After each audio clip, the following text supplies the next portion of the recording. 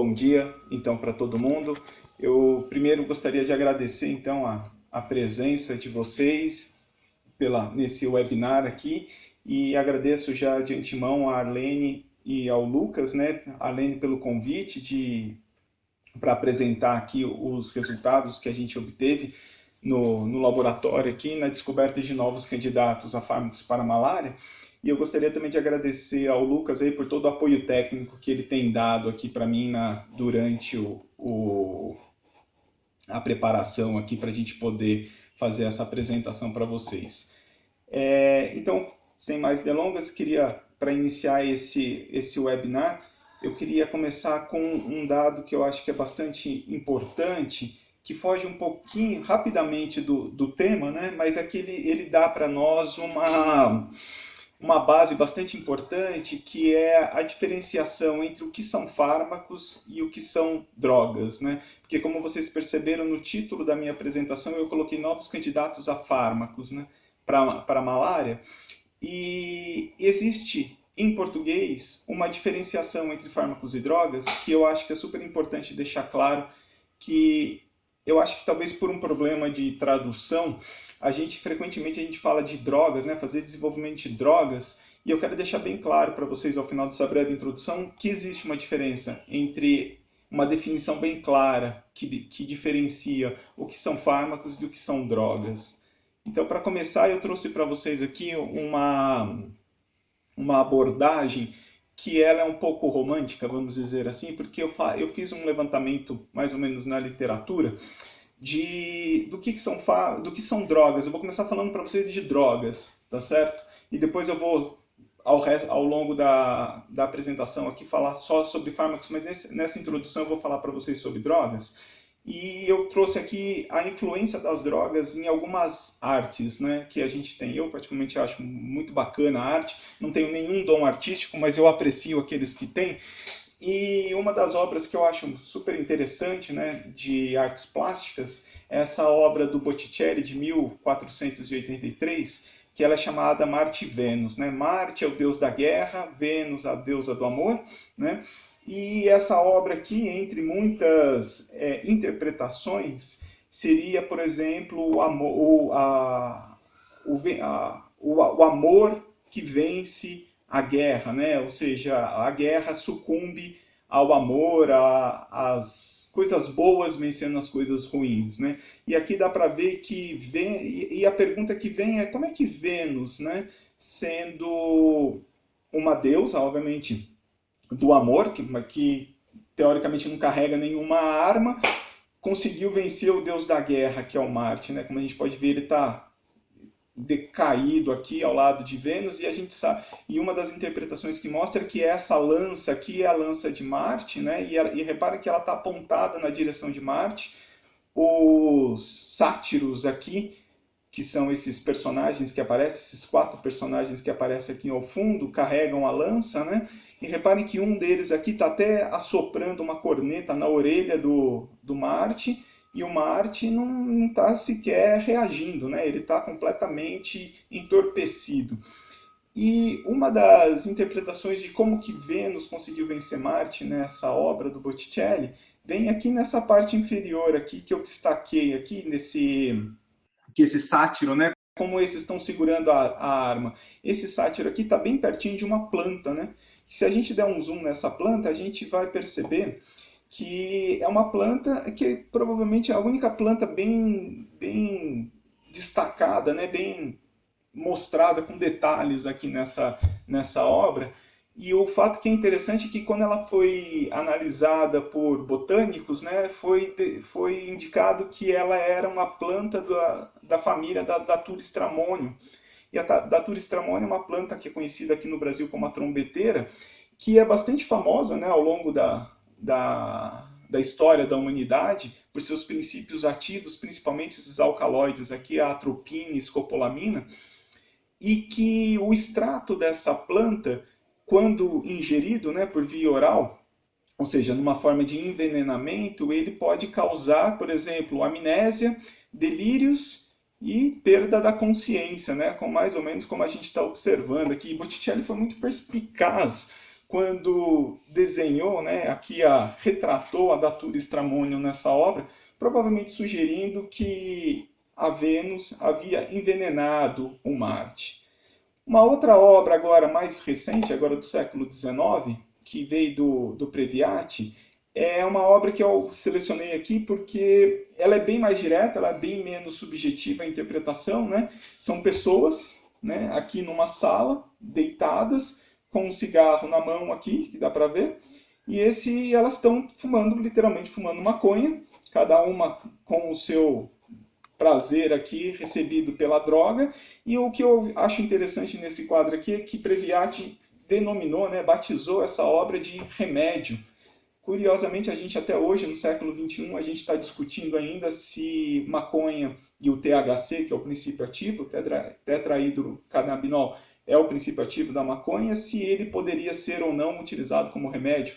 E agora recentemente, né, está sendo já distribuído, né, comercializado, aqui permitido o uso do THC como um método de tratamento, que eu acho bastante válido, uma vez que alivia, é um princípio ativo derivado de plantas que alivia sintomas de pacientes que estão fazendo principalmente tratamento com câncer.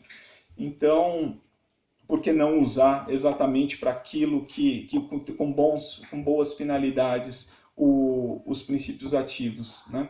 Que mais ou menos é o que a gente busca com outros medicamentos também, incluindo os próprios principal medicamento para malária, que vem de um princípio ativo de uma planta. Mas, além das drogas, da influência das drogas nas artes plásticas, eu selecionei aqui 2 outros livros na literatura, né, que eu acho super interessante, que o primeiro deles é chamado Portas da Percepção, do Aldous Huxley, 1954. Aldous Huxley, nesse livro, ele discute e descreve, mais do que discute, ele mais descreve, é extremamente descritivo esse livro, a influência do LSD nele. Então, ele basicamente fez um relatório de tudo que ele sentia ao usar LSD. É um livro que, particularmente, eu acho chato de ler, mas, por outro lado, exatamente porque ele é muito descritivo. E ele é muito interessante exatamente porque ele é muito descritivo, né? Porque ele vai mostrar, mesmo você não usando a droga, você vai pelo menos ter uma boa ideia do que é o efeito do LSD no corpo. E esse livro aqui retrata exatamente isso. E esse outro livro aqui é um que eu particularmente gosto muito, recomendo fortemente a leitura dele, que ele é chamado A Erva do Diabo, do Carlos Castaneda. E rapidamente ele conta, isso aqui foi a dissertação dele de mestrado, ele era estudante de mestrado na Universidade da Califórnia em Los Angeles, e ele foi fazer estudante de sociologia e antropologia, e ele foi fazer um estudo de campo morando junto com as tribos Yaqui, que são no deserto de Sonoda, no México. E lá ele conheceu o Dom Juan, que era o bruxo, né, dessa tribo, dos Yaqui, em Sonoda, e lá eles faziam uso das plantas, e aqui ele conta nesse livro, só que de uma maneira muito mais interessante do que o Carlos Castaneda, eu pelo menos achei, as experiências dele com essas plantas alucinógenas, principalmente uma planta que ele aborda bastante é um cactus, que só cresce lá, principalmente, né, nessa região do deserto de Sonoda, e que é rico em um princípio ativo chamado 5-triptamina, que é um princípio ativo que, quando ingerido, ele causa alucinações tátil, visuais e auditivas. Ou seja, você sai completamente do seu corpo quando você usa esse tipo de droga. E ele conta a experiência dele do ponto de vista antropológico, bastante interessante. Então, para quem não leu, recomendo, porque é um livro bem interessante. E também no cinema, Sétima Arte, tem 2 filmes que eu acho super interessantes, que eu recomendo que vocês assistam. Esse aqui, em particular, é um filme extremamente impactante, o Requiem por um Sonho, né?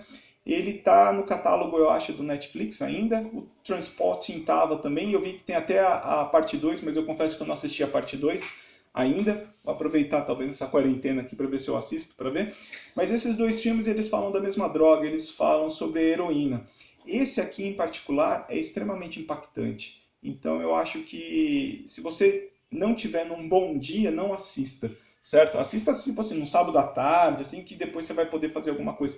Porque é um filme que mexe com a gente mesmo. Esse filme aqui é muito forte, entendeu? Eu tenho dois filhos e falo assim que eles tiveram um pouquinho mais de idade para entender e ver as cenas aqui, eu vou recomendar que eles assistam, porque esse filme aqui mostra de uma maneira muito explícita o impacto da heroína, principalmente da heroína na sociedade, né? Ele gira em torno de três personagens principais. Os personagens principais é o Jared Leto, que é até o vocalista da banda lá do 30 Seconds to Mars, se eu não estou enganado. Mas eu prefiro ele como ator, particularmente. Nada contra ele como cantor, mas ele como ator, eu acho que nesse filme aqui ele manda muito bem, ele interpreta muito bem o personagem e vale muito a pena. Esse filme aqui também é interessante, mas entre os dois, se você quiser assistir, assista esse aqui, que esse é muito mais impactante, né, do ponto de vista de mostrar o que a droga consegue fazer com um ser humano, principalmente a heroína e com a família, basicamente. Então, recomendo. E por fim, mas não menos importante, eu queria falar para vocês das influência das drogas na música, né, que é muito marcante. Eu particularmente gosto muito de música. E eu selecionei dois álbuns aqui que eu gosto bastante, é do meu gosto pessoal. Um deles é esse do Metallica, que é chamado Masters of Puppets, e aqui eu peguei uns segmentos, né, uns trechos dessa música, que é a música título do álbum, que ele comenta assim, que experimente-me e você verá, mas é tudo o que você precisa. Você será totalmente dedicado em como eu vou te matar, né? Ou seja, extremamente agressivo, nada subjetivo, extremamente direto. E ele continua, né, falando que ele vai te manter ocupado, eu vou te manter ocupado, eu vou te ajudar a morrer. Eu vou correr, né, através de você e eu domino você também. Ele está falando aqui de uma droga, basicamente. O Master of Puppets é uma droga. E para a gente saber qual que é a droga, o que eu acho interessante é que quando você vem aqui e olha a capa do disco, deixa eu ver se eu consigo colocar aqui mais em destaque a capa do disco, a gente consegue observar que é um cemitério, obviamente, né, que dá para ver. É uma capa que eu particularmente acho muito interessante o jeito que eles fizeram. Um cemitério de cruzes brancas alinhadas em carreiras, né, que elas terminam num pôr do sol e que se você olhar aqui em cima, os raios de sol aqui são duas mãos, né, fazendo as linhas do que seria o puppeteer, né, o boneco, controlando você aqui. E a droga que ele está falando aqui, na realidade, que é a droga que se usa em carreiras brancas, né, a cocaína. E ao fazer isso, ele conta para nós, basicamente, o efeito da cocaína de uma maneira bastante explícita, né? Que ele vai te manter ocupado, que ele vai literalmente te ajudar a morrer e vai te dominar também. Uma maneira mais romântica e menos direta de se abordar a influência da cocaína foi o Dinho Ouro Preto na letra da música dele aqui.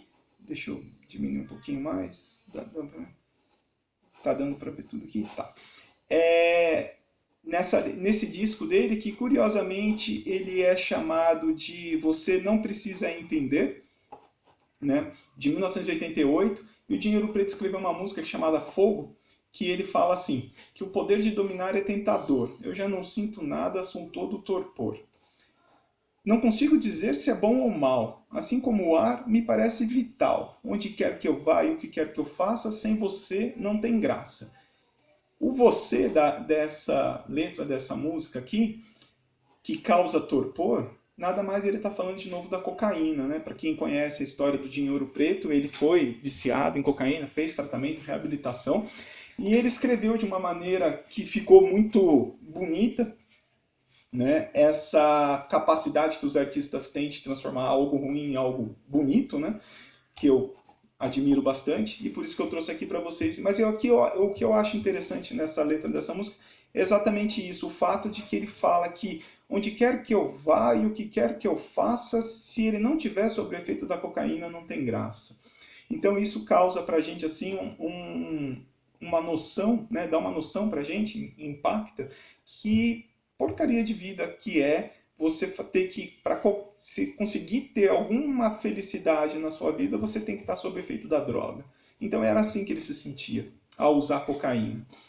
E com isso eu concluo essa breve introdução falando sobre drogas e tentando deixar claro para vocês então que existe uma diferença, né, por definição, que drogas, né, são substâncias com efeitos psicotrópicos que podem levar o usuário à dependência física e psíquica, como deu para ver nas letras das músicas e nos outros exemplos que eu trouxe para vocês. Enquanto fármacos são substâncias, né, que vão ser o princípio ativo de um medicamento que vai interagir com o sistema biológico e produzir um efeito farmacológico. Ou seja, obviamente que dá para transpor daqui para cá e o contrário também, tá certo? E basicamente o que faz essa diferença são duas coisas, é o uso, a finalidade e a dose. Então, dá para um fármaco virar uma droga e dá para uma droga virar um fármaco, sem problema, como foi o caso do THC e como é, por exemplo, o caso de anfetaminas, que tem a sua função farmacológica, mas que pode ser usado como drogas. Então, eu trouxe essa apresentação inicial aqui para vocês, mas para contextualizar que o que eu vou fazer, o que a gente faz no nosso laboratório, no nosso grupo, é fazer o desenvolvimento de fármacos, né? A gente não quer fazer um desenvolvimento de drogas, né? E quando você entende o conceito e consegue diferenciar os dois, fica muito claro que eu e o nosso grupo, né, e o meu grupo, a gente não quer fazer drogas para piorar a vida das pessoas. Não, a gente quer fazer fármacos para melhorar a vida das pessoas, entendeu? Melhorar a qualidade de vida, aliviar os sintomas e os problemas da infecção aqui causada por uma doença que é a que a gente selecionou, que é a malária. E só para concluir, então, a ideia de um fármaco, né? O fármaco, ele trabalha de uma maneira dentro do nosso organismo. A maioria dos fármacos que a gente tem interesse de fazer desenvolvimento, principalmente para doenças parasitárias, que é o tema desse seminário de hoje, são fármacos que vão ser administrados por via oral. E um fármaco administrado por via oral, principalmente, ele tem que ter um equilíbrio entre o que a gente chama de propriedades farmacocinéticas e propriedades farmacodinâmicas, né? Então, basicamente, seria farmacodinâmica é o que o fármaco faz com o nosso organismo e farmacocinética é o que o nosso organismo faz com o fármaco. E para isso a gente precisa estudar química, física e biologia, principalmente, para que a gente possa o que está por trás dessas propriedades para que a gente tenha lá, afinal, o efeito terapêutico que a gente tanto deseja. E como eu comentei anteriormente, a doença que a gente investiga no nosso centro de pesquisa em inovação e biodiversidade, que é o CEPID, a doença é a malária, que é o tema da aula de hoje, do seminário de hoje. Esse centro, né, o CEPID, ele reúne pesquisadores de diversas universidades aqui do estado de São Paulo, né, inclusive a professora Arlene, que é colaboradora muito próxima, né, do nosso laboratório. E ele reúne aqui vários pesquisadores, são 22 pesquisadores no total hoje, está faltando aqui a foto de alguns pesquisadores que entraram depois, peço desculpa. E o trabalho que eu trouxe para discutir hoje com vocês aqui, basicamente é um trabalho que a gente fez em colaboração com o professor Carlos Roque, da Unicamp, e com o professor Fábio Cruz, da Unifesp.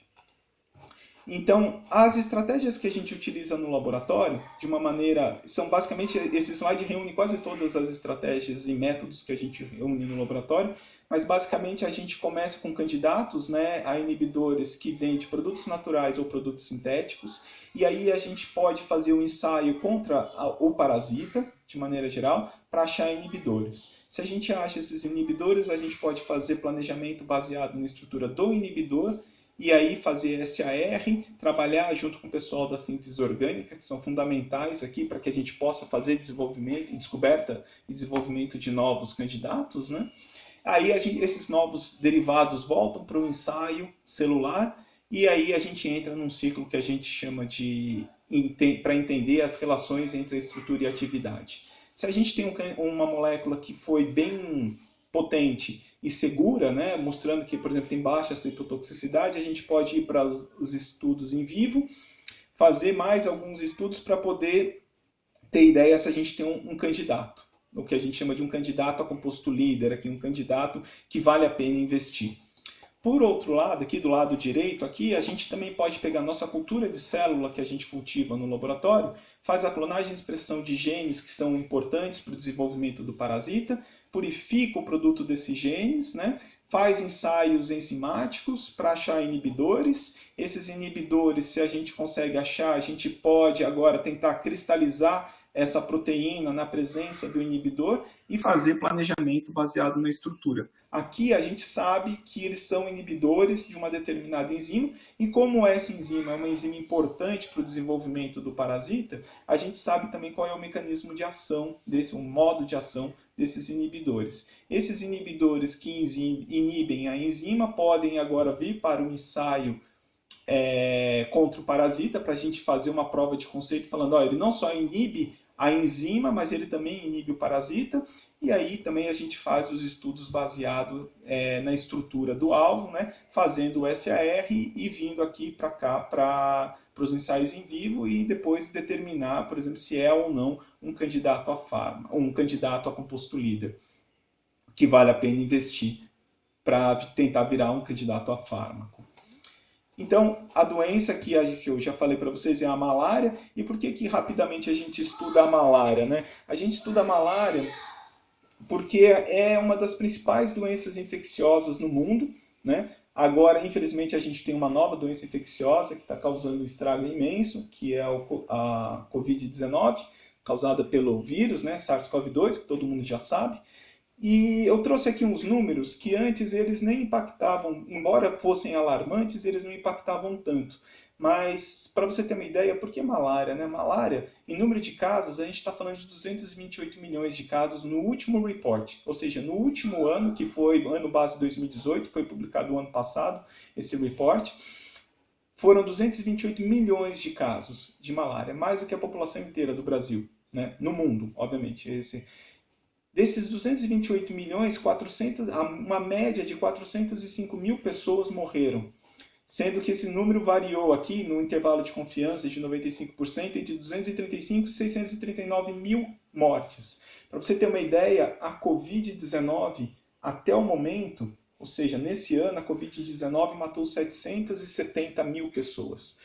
Ou seja, a Covid-19 está mais ou menos no mesmo patamar do que a malária vem matando todo ano.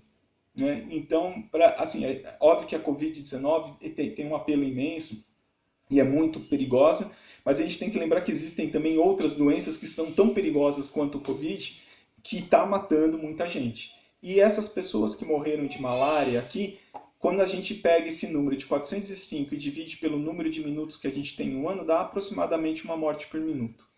O Covid agora, com 770 mil, está quase chegando a 1,5 mortes por minuto. Ou seja, é uma doença que realmente mata muita gente.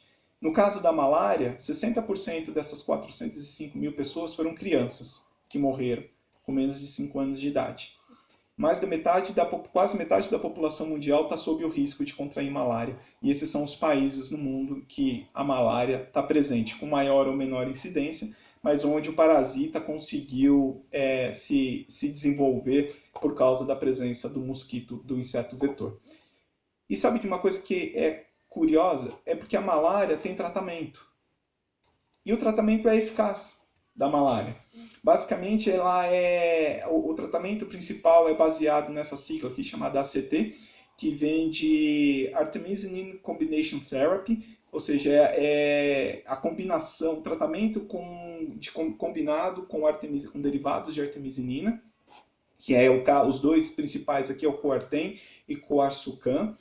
Eles são dois medicamentos que têm aqui os derivados de artemisinina, no caso artesunato e artimeter. Ele é eficaz, ainda é eficaz, mas mesmo assim mata tudo isso de gente por ano. Ou seja, é uma doença grave que tem tratamento, mas que mata muito ainda. Só que tem um problema. Como esses parasitas estão vivendo e sobrevivendo, e eles são biologicamente programados para sobreviver a qualquer custo, a gente tem observado casos de resistência à artemisinina.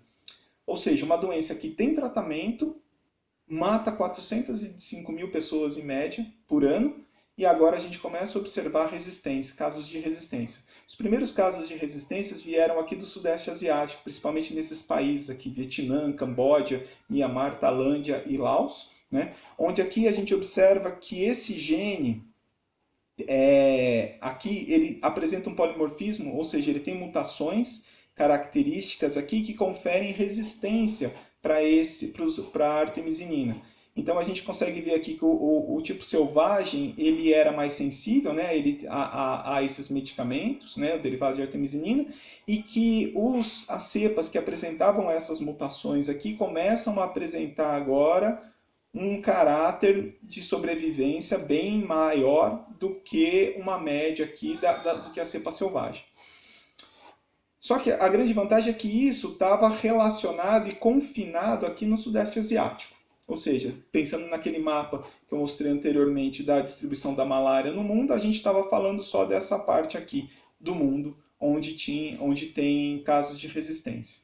O problema é que semana passada, não, hoje é dia 19, há 2 semanas, né, no dia 3 agora de agosto, foi publicado na Nature o aparecimento, né, de uma expansão clonal aqui de novos mutantes para a artemisinina, com novas mutações que foram observados e o maior problema, em Ruanda.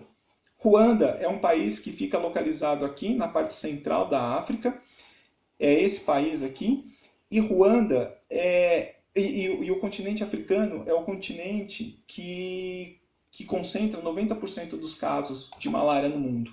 Ou seja, esses casos que eu falei para vocês aqui, que tem uma média de 200 milhões de casos, 90% deles estão aqui na África, nesse país. E agora já foi observado resistência, como a gente pode ver aqui nesse gráfico, incluindo uma nova resistência, uma nova variante desse gene que confere resistência para a artemisinina, que é aqui que a gente consegue ver que realmente ele é significativo, a taxa de sobrevivência desses parasitas que carregam essa mutação é maior, e é uma sobrevivência, uma mutação que é observada aqui na África, entendeu? Ou seja, ela foi gerada, ela não foi importada do Sudeste Asiático, ela foi gerada exatamente, é um caso endócrino autóctono, desculpa, da África. Ou seja, se essa cepa agora se espalhar pela África, a gente corre um risco muito grande de ter esse número de mortes elevado absurdamente, porque esses parasitas são resistentes à forma mais eficaz de tratamento que a gente tem. Então é grave os casos de malária no mundo, e aqui só para você ver que a gente estava numa tendência muito boa, né, nos casos de malária no mundo. Nos últimos reports, a gente estava vendo uma tendência de queda no número de casos e também no número de mortes de malária até 2017. E no Brasil, o que estava acontecendo? Qual que é o cenário da malária no Brasil? O último report que eu tive acesso foi de 2018, os dados do Ministério da Saúde, que dá para a gente ter uma ideia. Foram 218 mil casos de malária, o que é bastante. Você pensar que uma população de 220 milhões de habitantes, a gente está falando de 220 mil casos de malária. A grande vantagem daqui do Brasil, do casos de malária, é que a gente tem 90% dos casos de malária causada por essa espécie de plasmodium, que é chamada Vivax, que é um primo do Plasmodium falciparum. O Plasmodium falciparum é o que causa a forma letal da doença, é o que causa a forma que mata lá 90% dos casos da África, lá é Plasmodium, quase 99% na África é Plasmodium falciparum. Lá tem bem menos Vivax. Aqui no Brasil, o Vivax se adaptou muito bem. E a gente estava vendo, ao longo dos últimos anos, uma queda bastante significativa no número de casos de malária, né, autóctone, ou seja, malária que ocorre aqui na região norte do Brasil, principalmente nos estados da Amazônia selvagem, né, incluindo o Amazonas, Acre, Rondônia, são regiões endêmicas para malária, principalmente de Vivax. E aqui a gente estava também vendo o número de casos, né, caindo, de mortes aqui no Brasil, estava sendo de casos caindo nessas regiões, o que era muito bom, mas a partir de 2016 a gente começa a ver um crescimento novamente desses casos, o que é muito ruim e preocupante, porque o Plasmodium vivax, embora seja uma doença que não mata, ele causa uma morbidade muito grande. Se vocês assistiram Fantástico agora no final de semana, a Camila Pitanga fizeram uma reportagem sobre ela, falando que ela teve malária, né? E aí a malária que a Camila Pitanga teve, que saiu na reportagem, ela adquiriu aqui, na Mata Atlântica, no estado de São Paulo. É casos autóctones aqui da Mata Atlântica do litoral de São Paulo.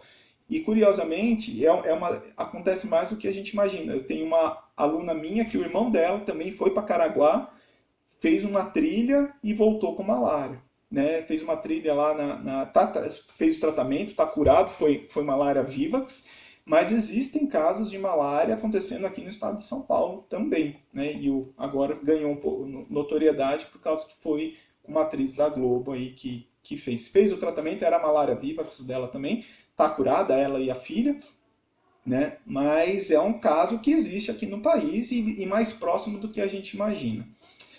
Então, mostrado tudo isso, queria rapidamente discutir um pouquinho com vocês. Eu espero que tenha deixado claro que malária é uma doença grave e que casos de resistência agora ao único medicamento existente têm sido reportados. Ou seja, a gente precisa então achar novas formas de tratamento, e para achar novas formas de tratamento a gente precisa de novas moléculas que sejam ativas contra o parasita e novos alvos moleculares, né? Novas proteínas que possam agir como alvos moleculares, para a gente tentar evitar que essa resistência, essas cepas resistentes se espalhem pelo mundo e que a gente se elas se espalharem, que a gente possa ter tratamento contra elas também. E um alvo que a gente selecionou aqui no laboratório para trabalhar é essa enzima chamada enolase. Essa enzima é uma enzima da via glicolítica do parasita, onde o parasita tem um metabolismo muito elevado, porque assim que ele invade as células, ele precisa se reproduzir, né? Ele precisa se replicar dentro da célula, e para isso demanda muita energia.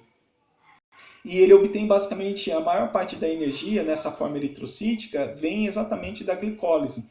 Então, se a gente consegue inibir a glicólise, o parasita fica sem energia, o parasita morre. E uma enzima importante nessa via é exatamente essa enzima chamada enolase, que catalisa essa reação aqui, onde ela vai transformar o 2-fosfoglicerato em fosfenolpiruvato. E o fosfenolpiruvato, se vocês lembram das aulas de bioquímica, é uma molécula-chave dentro do metabolismo, né?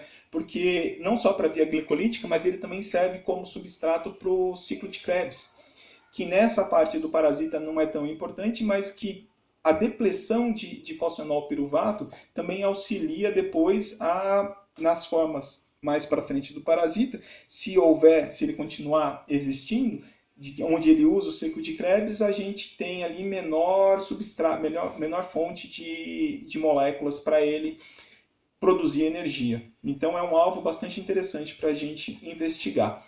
Então o que a gente fez no laboratório? A gente clonou, né, o gene que codifica para essa proteína. Essa proteína é expressa pelo menos em duas formas do parasita, na forma eritrocítica, né, que é no esquizonte e no trofozoíta. A gente fez várias construções, quem fez isso foi na época o meu aluno de doutorado, Fernando Maluf, trabalhou bastante e conseguiu bastante sucesso nessa área aqui de clonagem, conseguiu clonar, expressar, purificar. A gente conseguiu purificar essa proteína por cromatografia líquida, né? Então aqui a gente tem um pico isolado, simétrico, mostrando que a proteína estava pura, né? E aqui esse gel confirma então a pureza da nossa enzima que a gente tem interesse em trabalhar. E daí a gente foi para a caracterização bioquímica dessa proteína, né? Como eu falei anteriormente, ela catalisa a transformação do 2-fosfoglicerato em PEP. Então a gente fez a determinação dos parâmetros cinéticos, conseguimos fazer a caracterização bioquímica, determinamos um km aqui por volta de 37 micromolar, e só que tinha um problema. Esse ensaio a gente faz a 240 nanômetros. E 240 nanômetros, como vocês sabem, é a região do ultravioleta. E que para fazer triagem de inibidores é muito ruim, porque qualquer praticamente molécula com uma dupla ligação ou um anel aromático ali, ou seja, duplas ligações conjugadas, ela vai absorver nessa região e a gente não ia conseguir fazer triagem de compostos que pudessem inibir essa enzima. Então, Fernando, na época, muito perspicaz, sabendo de bioquímica, percebeu que o PEP era substrato da enzima seguinte, chamada piruvato quinase, que pegava o PEP e transformava em piruvato e ATP. O ATP é substrato da luciferase, e a luciferase, na presença de luciferina, gera esses produtos aqui, e mais interessante, ele gera luz verde, como a gente pode ver aqui. E essa luz verde a gente vê então na região do visível, por volta do 535, ou seja, é um ensaio de bioluminescência. E isso faz com que então a gente consiga agora sair daquela região do ultravioleta e consiga usar esse ensaio para fazer triagem de compostos, num ensaio que a gente chama de ensaio combinado com outras enzimas. E a gente fez de novo a determinação do KM, a gente chegou a um KM de 30 micromolar, que está coerente com aqueles 37 que eu falei anteriormente no ensaio direto. Então, comprovando que dava para usar esse ensaio aqui para fazer triagem de inibidores. Além disso, a gente tem no laboratório um grande interesse de fazer biologia estrutural. E para fazer a biologia estrutural aqui, então a gente fez na forma dessa enzima, em várias formas, né? Na forma APO, sem ninguém ligado no sítio, ela ligada com o substrato, essa enzima ligada com o produto, e essa enzima ligada com o produto e com o cofator. A gente conseguiu determinar essas estruturas com resoluções bastante interessantes aqui, né? Por abaixo de 2 angstroms, ou seja, alta resolução. E aí, quando a gente faz a análise dessa estrutura, que infelizmente não vai funcionar a minha animação aqui, mas era só para vocês terem uma ideia do que seria o enovelamento da enzima. Ela é um dímero funcional, essa enzima, né? E ela é composta por 2 domínios. Um domínio que é chamado de alfa-beta, que é esse domínio aqui, que está ligado, que faz a interação entre as duas subunidades, né, o monômero A, subunidade A e subunidade B, e o domínio alfa-beta, o barril alfa-beta, que é esse domínio daqui que é o domínio que carrega o sítio para o substrato, que faz a reação catalítica propriamente dita. Então, com essas características da biologia estrutural, a gente começou a fazer análise. E quando a gente comparou, por exemplo, a estrutura APO com a estrutura em complexo com o produto, a gente viu umas diferenças interessantes, né? Que esses gráficos aqui mostram exatamente as regiões onde havia diferença no traço do carbono alfa. Então aqui eu estou mostrando o traço do carbono alfa, e aqui uma maneira quantitativa de observar essa figura, onde a gente consegue ver que entre esses resíduos aqui, mais ou menos os 50 até os 70, a gente vê mudanças conformacionais bastante significativas. E essas mudanças conformacionais estão aqui. Na estrutura APO, ela está numa forma aberta, enquanto na estrutura em PEP, aqui em vermelho, ela está numa estrutura fechada. Basicamente, o que a gente observa é que essas alças aqui, elas fecham, né? A gente tem uma ideia aqui de fechamento da estrutura da proteína. Isso porque essa proteína ela precisa estar na forma aberta para que o substrato entre, né, Então, o substrato vai vir aqui, ele vai entrar no sítio catalítico dessa enzima, e daí a estrutura fecha para que a catálise aconteça aqui, no centro da proteína, e uma vez que a catálise acontece, ela vai liberar o produto. E daí ela abre novamente, e aqui sai o produto da reação. Né? Vamos dizer aqui de uma maneira que fique mais claro. Então ela está na forma aberta, ela entra o substrato, ela fecha, catalisa, ela abre de novo, sai o produto. Quando a gente faz a cristalografia dessas proteínas, a gente consegue entender um pouquinho como é que funciona o mecanismo de funcionamento dessa enzima. Parte desses resultados a gente publicou aqui no Scientific Report, que depois vocês podem dar uma olhada na referência. E agora, a próxima etapa do trabalho foi exatamente tentar achar inibidores para essa enzima, né? E para poder achar inibidores, o Fernando e a Lorena, que foi ex-aluna aí do grupo do Departamento de Química, né? Trabalhou com o professor Paulo César, PC, e depois ela veio fazer o pós-doc no meu grupo, e daí ela e o Fernando trabalharam junto. O Fernando na época tinha achado que esse paper que achava um inibidor da enolase, não de plasmódio, mas da enolase humana. A gente entrou em contato com esses pesquisadores da Coreia do Sul, eles enviaram para nós esse composto aqui, que eles denominaram de enoblock, que era um inibidor dessa enzima enolase humana, e a gente fez, como a gente tinha um ensaio, a gente determinou a potência desse composto contra a nossa enzima de Plasmodium, né? E a gente viu que era um inibidor aqui na faixa submicromolar de 320 nanomolar de potência. E ele é um inibidor que, curiosamente, eu acabei não chamando a atenção de vocês, mas se vocês prestarem atenção lá no início, o substrato dessa enzima é o 2-fosfoglicerato, ou seja, um glicerato, é uma molécula muito pequena. E esse ligante, esse inibidor aqui é uma molécula enorme comparado ao glicerato, né? Então a gente já desconfiava que era um inibidor do tipo não competitivo e a gente fez a cinética, a Lorena fez a cinética aqui junto com o Fernando, e determinaram realmente que era um inibidor do tipo não competitivo, onde ele apresenta uma afinidade maior pela forma não ligada da enzima, né? Então ele tem uma afinidade maior por essa forma da enzima aqui, onde ele se liga com 200 nanomolar de afinidade. Ele também consegue se ligar na forma em complexo com substrato, mas com uma afinidade um pouco menor. Isso aqui chamou nossa atenção porque a pergunta próxima foi: onde que é esse sítio? Porque se não é o sítio do substrato, é algum outro lugar que consegue inibir essa enzima. Então, de novo, a gente foi fazer, o Fernando fez a cristalografia na presença do inibidor, e aqui eu colori essa proteína aqui, como eu tinha falado, do dímero, né? Aqui, quando a gente observa duas camadas alfa-beta aqui, marcada em vermelho, que forma a interface de dimerização, aqui quando a gente coloca na superfície, a gente consegue ver que aqui nessa interface de dimerização tem uma cavidade muito interessante, né, que chamou a nossa atenção, e quando a gente foi ver dentro dessa cavidade, estava o ligante lá ligado. E aqui a cavidade, eu estou mostrando uma visão lateral agora, aqui está o ligante, e aqui em amarelo eu estou mostrando para vocês o que é o sítio catalítico, né, do primeiro monômero e do segundo monômero. E o ligante interage aqui. E para a gente poder entender o comportamento desse ligante, como é que ele consegue inibir essa proteína não se ligando no sítio catalítico, a gente precisa voltar lá na história do mecanismo que eu havia falado para vocês de abertura e fechamento. Lembra, a enzima ela tem que estar numa forma aberta para receber o substrato, para receber o produto, e daí para liberar o produto no final das contas, mas uma vez que entra o substrato, ela assume uma forma mais fechada, né? Ela se fecha, essa enzima. E aí o ligante, basicamente ele entra nessa parte aqui embaixo, vamos dizer assim. E ao fazer isso, ele trava a estrutura na forma aberta da proteína. Então, se ele trava a estrutura na forma aberta, ele impede agora a estrutura de fazer essa abertura e fechamento que é necessário para o mecanismo catalítico. Ela fica sempre na forma aberta. Seria mais ou menos como eu pegar uma porta e colocar alguma coisa que trave uma porta e ela só fica aberta o tempo inteiro.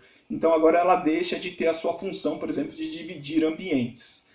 Porque ela tem alguma coisa que travou aquela porta e ela não consegue mais fechar. Então ela não conseguindo fechar, ela agora não consegue mais realizar o seu mecanismo catalítico. E com isso consegue fazer a inibição dessa enzima, mesmo não se ligando aqui no que seria os sítios o sítio catalítico. Ela impede, é um inibidor que a gente chama de inibidor alostérico, impede o mecanismo de mudança conformacional dessa enzima, que é necessário para que ela realize a catálise. Bom, feito isso, a gente consegue ver então aqui por uma outra perspectiva, esse é o sítio dessa enzima, né? E aqui a gente consegue ver o ligante interagindo lá com o sítio, com uma boa complementaridade lá com o sítio na interface dimérica. E, além disso, a gente fez um outro trabalho que, tudo bem, a gente sabia que ele conseguia inibir a enzima, mas será que esse inibidor conseguiria inibir o crescimento do parasita? Foi exatamente nessa época que chegou a Carol aqui no nosso laboratório, e a Carol é uma parasitologista, veio fazer pós-doc aqui com a gente, uma parasitologista excelente, conhece muito da biologia do parasita, estabeleceu esses ensaios aqui no laboratório, e a gente fez 2 ensaios principais. Primeiro a gente foi avaliar a citotoxicidade para ver se esse composto não era tóxico para a célula, e depois a Carol fez a determinação da atividade antiplasmodial contra 2 cepas, aqui, uma cepa sensível e uma cepa resistente do parasita. E ao fazer isso, a gente conseguiu ver que o inibidor conseguia inibir o crescimento do parasita, aqui por ordem 1 micromolar, ou 2 micromolar, tanto na cepa sensível quanto na cepa resistente do parasita. Isso foi muito interessante e não apresentou citotoxicidade nas células que a gente utiliza como padrão aqui para avaliar se o composto tem ou não capacidade citotóxica. Isso foi bastante interessante, onde mostrou para nós de que o composto consegue não apenas inibir a enzima, mas também consegue inibir o crescimento do parasita. Né? E aqui estão as curvas para mostrar. E, por fim, a gente precisava ver, ou seja, a gente já sabia que inibia a enzima, inibia o crescimento do parasita, mas será que conseguia inibir o crescimento do parasita dentro do organismo em vivo, né? Então, no ensaio, que a gente chama de ensaio em vivo, onde a gente cultiva agora o parasita e injeta esse parasita num camundongo e depois faz o tratamento desse parasita, desse animal infectado. A Carol fez esse estudo in vivo, lá no laboratório junto com o Fábio, da Unifesp, Fábio Cruz, e a gente conseguiu ver que lá no dia 5 a gente já conseguia ver 82% de redução da parasitemia, e no dia 7 ainda mantinha essa redução da parasitemia, enquanto o grupo não tratado, né, ou seja, que o parasita estava crescendo, sem tratamento, ele continuava crescendo bastante. Tá certo? Então, mostrando que a enzima ela pode ser realmente um alvo interessante, um novo alvo para o desenvolvimento de fármacos aí para a malária. E eu vou falar bem rapidamente de um outro trabalho que a gente fez agora, só basicamente caracterizado por compostos, que é um trabalho muito parecido que a gente está fazendo com a professora Arlene, só que esse a gente fez com o professor Roque, onde a gente descobriu uma nova classe de compostos que são derivados de produtos naturais, oriundos do mar, né, de uma alga marinha, por isso ele recebeu esse nome de marinoquinolinas. Essas marinoquinolinas, elas apresentaram nesse trabalho aqui, publicado em 2015, um valor de C50 interessante no baixo micromolar contra o parasita, no caso aqui dessa forma resistente do parasita. A gente viu esse trabalho, o professor Roque, Carlos Roque, da Unicamp, conhece bem esse núcleo marinoquinolínico aqui e sabia fazer muito bem a síntese, trabalha muito tempo com catálise e resolveu embarcar nesse projeto com a gente de achar novos compostos, otimizar esses compostos que estavam reportados na literatura. Então, o que ele fez a síntese junto com o Eric e com a Michelle. O Eric era aluno de doutorado dele, a Michelle era pós-doc no laboratório dele, e os dois trabalharam muito bem também em colaboração com a gente. Eles fizeram a síntese e deu no total 50 derivados que a gente trabalhou que a gente publicou nesse trabalho, que foi publicado no Journal of Medicinal Chemistry em 2018. E basicamente o que a gente fez? O primeiro foi confirmar os dados da literatura. A gente conseguiu confirmar que eram realmente inibidores do crescimento do parasita aqui na ordem do baixo micromolar. E a gente foi além, no caso, a gente conseguiu ver que não só eles eram inibidores interessantes para o crescimento do parasita, mas também que eles apresentavam baixa citotoxicidade contra essa célula padrão que a gente trabalha no laboratório. Então isso fez com que a gente planejasse diversos derivados, basicamente aqui na posição 2 do anel marinoquinolínico, e ao fazer isso aqui, a gente fez vários derivados, variou bastante, mas a gente não conseguia aumentar a potência. A seletividade continuava sendo muito boa, né? A gente estava com parâmetros bastante altos. Só para vocês terem uma ideia, uma seletividade maior do que 10 é uma seletividade considerada boa, né? Razoável. Quanto maior, melhor. Mas a gente não conseguia aumentar a potência. A gente percebia que eram grupos que eram tolerados, mas que não conseguia aumentar a potência. Até que a gente fez substituições aqui na posição 7 do anel marinoquinolínico, e ao fazer essa substituição por uma metoxila no anel na posição 7, a gente conseguiu um aumento significativo de potência, né? Por volta de 2 até 20 vezes que a gente conseguiu quando a gente compara os dois compostos aqui conjugados aqui, o não substituído com o substituído com uma metoxila. Então a gente viu que essa metoxila tinha uma função bastante importante, e aqui finalmente a gente tinha conseguido compostos que eram submicromolar, né, 500 nano, 400 nano, 600 nanomolar. E daí a gente, com base nisso, a gente criou modelos, né, de QSR3D, onde quem ajudou a fazer isso foi minha aluna na época de mestrado, a Mariana Garcia. Ela fez, isso aqui fez parte da tese dela também, de mestrado.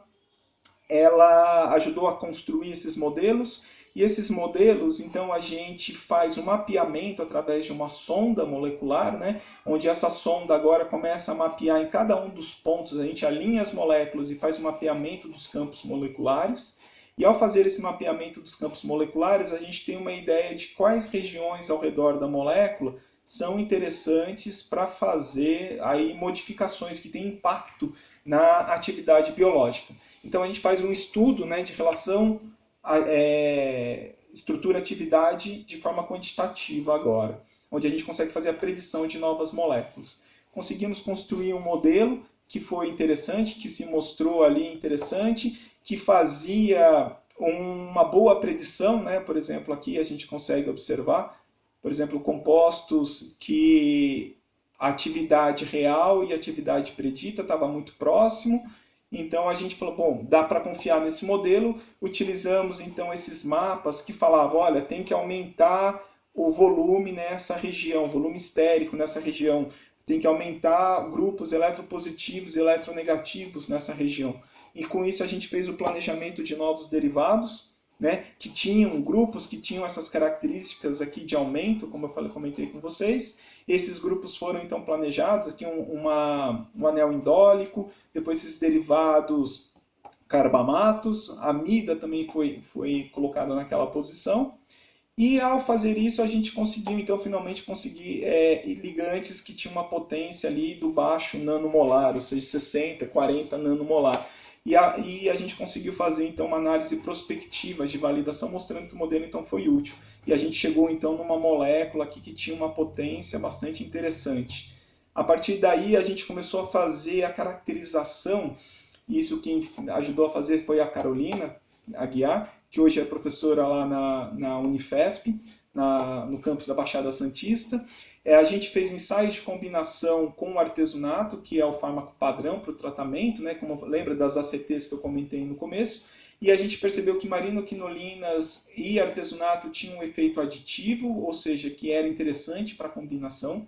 A molécula também se mostrou ativa, né, e potente, equipotente, contra a cepa resistente do parasita, que é essa K1 aqui, que é uma cepa resistente. Essa molécula se mostrou um inibidor que agia já nas primeiras horas, né? Ou seja, sugerindo que era um inibidor do tipo de ação rápida, que foi confirmado depois desse ensaio, através desse ensaio que a gente fez em colaboração com o pessoal da GSK em Três Cantos. Eles confirmaram que realmente era um inibidor de ação rápida com ação similar aqui à cloroquina, que é um inibidor de ação rápida do Plasmodium falciparum, né? O nosso aqui é o 50, que está nesse meio dourado, aqui nessa cor dourada. Esse composto também foi ativo contra a cepa da forma hepática do parasita, de novo aqui com não na forma sanguínea, mas agora na forma hepática, com uma potência equivalente. Foi ativo também em isolados, né, de campo, que a Carol faz, um projeto que a Carol conduz.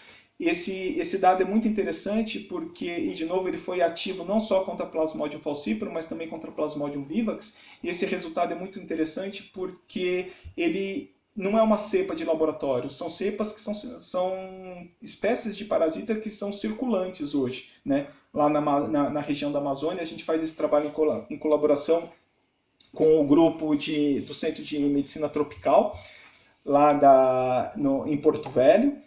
E, finalmente, também a gente viu que essas moléculas aqui aqui eu já falei que eram ativas contra a cepa resistente do parasita, a gente confirmou. Ou seja, a gente fez uma caracterização do que a gente chama de um perfil antiplasmodial dessa molécula, mostrando que é uma molécula que vale a pena investir.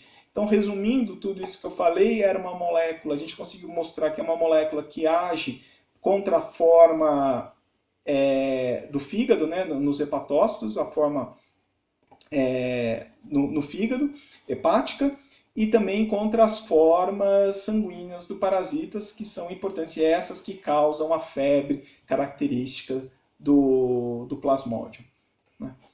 E, por fim, a gente tinha que mostrar que, ou seja, a gente tinha todo o perfil parasitológico determinado, mas a gente ainda precisava determinar se essas moléculas elas eram capazes de ter atividade em vivo, né, no modelo animal da doença. E a primeira coisa que a gente viu é que as moléculas não apresentavam efeitos tóxicos, né, após a administração oral, ou seja, eram moléculas que foram bem toleradas nos animais, ou seja, os animais não morreram quando a gente tiveram uma taxa de sobrevida bastante significativa, né? Enquanto o modelo não tratado aqui era de 19 dias, os animais tratados sobreviveram mais dias.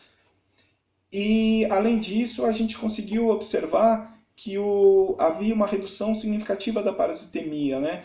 Por volta de 70% no dia 5, 50% no dia 7 e 40% no dia 9 após a infecção. Então, basicamente, o modelo animal, o modelo de ensaio em vivo, né, a gente infecta o animal com parasita, deixa eles 3 dias para o parasita desenvolver, e no 5º dia, infecta, deixa ele desenvolver e começa o tratamento por 3 dias seguidos. E daí, no 5º dia, avalia a atividade antiparasitária nele. Então, a gente consegue observar que os animais tratados aqui, eles apresentavam uma diminuição na parasitemia, mostrando que a molécula estava sendo ativa. E, por fim, a gente percebeu também que um dos compostos, esse é o último slide aqui, que eu já vou terminar, a gente percebeu uma coisa que chamou a nossa atenção, foi que o derivado 50, ele se mostrou muito bom, mas os outros 2 derivados próximos, o 32 e 43, não conseguiram inibir a proliferação do parasita. Então, o que a gente fez? Para tentar entender isso, a gente fez uma colaboração com o professor José Luiz Costa, da Unicamp, e ele fez aqui a estabilidade metabólica desses compostos, e a gente conseguiu observar que os outros 2 compostos, o 43 e o 32, eles apresentavam uma baixa estabilidade metabólica, ou seja, eles eram muito rapidamente metabolizados, enquanto o composto, o 50, ele era o que tinha maior estabilidade metabólica, mostrando aqui, sugerindo que por isso que ele tinha uma capacidade ao longo de um tempo. E se pensar que o grupo carbamato ele consegue sofrer hidrólise em vivo e liberar um grupo amino, né? E esse grupo amino era um composto 39 que também apresentou capacidade inibitória contra a cepa 3D7 in vitro, isso aqui explica para nós de que ele, tanto essa molécula quanto o seu derivado, o metabólito ativo, ele também tem atividade, o que pode sugerir o porquê que ele manteve essa capacidade inibitória em vivo ao longo lá de 9 dias após a infecção. Queria muito novamente agradecer a professora Arlene, então, pelo convite aqui para compartilhar com vocês os resultados que a gente obteve no laboratório, ao Lucas pelo apoio técnico, a todos os colaboradores desse trabalho, as agências de fomento e, por fim, e não menos importante, as pessoas mais importantes que a gente tem no laboratório, que são as pessoas que coletaram todos esses dados e que puderam aqui me dar a oportunidade de compartilhar com vocês hoje aqui. Esse aqui é o grupo em 2017, né? Aqui o Fernando, que eu falei para vocês, a Carol está aqui, o Guilherme, que hoje trabalha aqui também no laboratório fazendo doutorado, fez esse trabalho, a Mariana não estou vendo ela por aqui, e aqui o grupo em 2018 e agora mais recente em 2019, e para 2020 eu vou bater um print da tela, porque vai ser o único jeito da gente reunir o grupo, né? Então na próxima reunião eu vou fazer um print da tela e daí eu vou colocar aqui com a fotinha de todo mundo. E obviamente as agências de fomento que eu já agradeci, mas temos que agradecer novamente porque é eles que financiam. Eu agradeço então e estou aberto para questões aí se vocês tiverem, tá? E peço desculpas aí pelo tempo, que eu acho que eu estourei um pouquinho, mas é que eu me empolguei aqui com os resultados, tá certo? Então agradeço bastante a vocês e, pelo que eu entendo, eu vou responder nas questões que chegarem aqui pelo chat. A Arlene fez uma questão aqui importante no desenvolvimento de fármacos, é a propriedade intelectual. É verdade. As marinoquinolinas foram patenteadas? Foram, Arlene, por um grupo chinês. A gente publicou o resultado. Um ano depois, mais ou menos, um grupo chinês patenteou nossas moléculas lá na China. Basicamente foi isso que aconteceu. A gente não acabou patenteando essas moléculas ainda porque elas não são as moléculas que são as mais interessantes. Entendeu? A gente tem algumas moléculas que a gente tem continuado a desenvolver, essas moléculas, principalmente aqui no doutorado do Guilherme, e a gente está com umas moléculas mais interessantes. Isso aqui foi todo esse trabalho que a gente fez com o grupo do Rock, ele basicamente é um trabalho que mostra que essa é uma caracterização inicial da série como sendo promissora, mas ainda não são os nossos melhores compostos, né? Como vocês viram, né, a marinoquinolina, que foi a principal aqui, a que tem essa função carbamato, é uma marinoquinolina, é o que a gente chama de composto líder, ou seja, uma molécula que tem, além da potência, ela tem seletividade e mostrou toda uma característica interessante do ponto de vista de atividade, perfil antiplasmodial e antiparasitário, in vitro e in vivo, mas ela não tem ainda as características que são interessantes para um fármaco, né? A gente precisa, por exemplo, melhorar a estabilidade metabólica dessa molécula, a gente precisa melhorar algumas propriedades farmacocinéticas dela também, por exemplo, permeabilidade, e é isso que o Guilherme está fazendo agora no doutorado, que qualificou semana passada, no trabalho dele, foi qualificado o trabalho dele de doutorado, onde a gente tem agora novas moléculas, e essas moléculas, talvez essas sim, a gente vai pensar em patentear. Helene, espero ter respondido a pergunta. Mais alguém? Imagina, eu que agradeço, Arlene.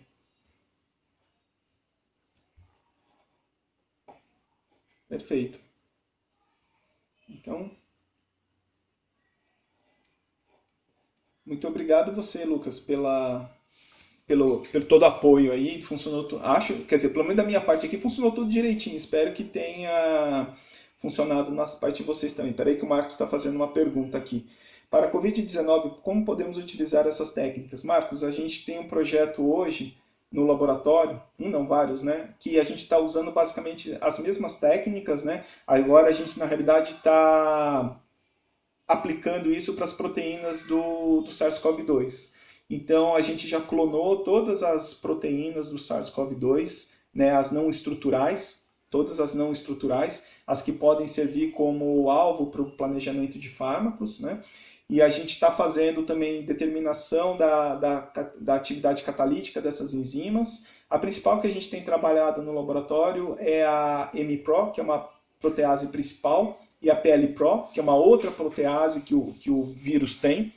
Esse trabalho agora, até aproveito que a gente teve uma proposta da CAPES aprovada no edital 11, e eu estou prospectando, estou aceitando currículos aí de alunos para fazer doutorado. A gente tem uma bolsa de doutorado CAPES, né? Aproveito para fazer uma propaganda entre vocês, e se vocês quiserem divulgar entre os seus colegas, né?